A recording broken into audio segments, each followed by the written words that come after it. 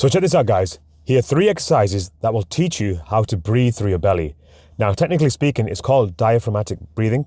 And we're not actually just using the belly. We're using the belly and we're expanding our rib cage outwards and going into the chest and then finally going up into the throat.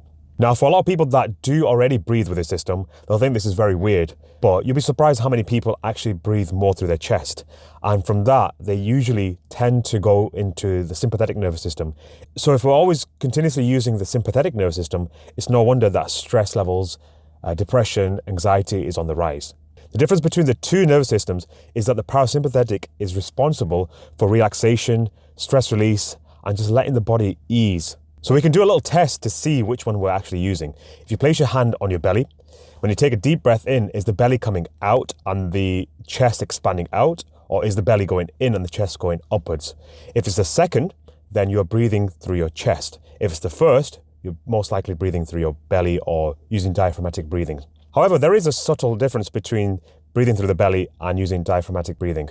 Breathing through the belly usually means the belly is predominantly just going in and out.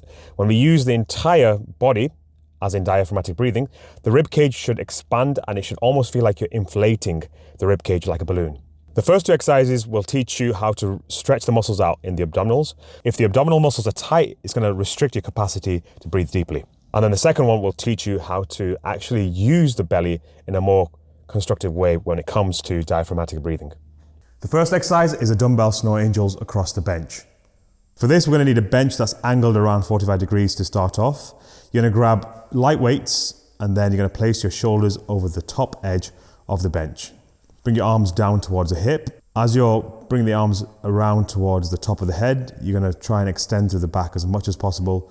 Pause for a second and then slowly bring the arms back down towards the hip. To make it easier, drop the bench down to a lower angle to allow your shoulders to sit over the edge better. For this next exercise, we're going to go into deep flexion of the spine. For this, we're going to sit down on the ground and we're going to bring our feet in front of us. Keep your legs about hip width apart. We're going to cross the arms underneath the knees and we're going to hold on to the lowest part of the wrist with the opposite hand. From here, we're going to pull the chest away from the knees and we're thinking about slumping the lower back down towards the ground. Tuck the chin, elevate the shoulders, allow your feet to walk back towards you. That way we are slumping and getting lower down towards the ground. So the first thing you're going to do is lie down on the ground and we're going to use the assistance of a lightweight to help us train the system. So we're going to place that on our belly. As we take an inhale, we're going to push the belly out and you'll notice the rib cage will also start to expand. You want to completely take as much air into the belly and the rib cage as possible. Now we want to try and use the maximum capacity of our lungs. So try and fully exhale and fully inhale when you're doing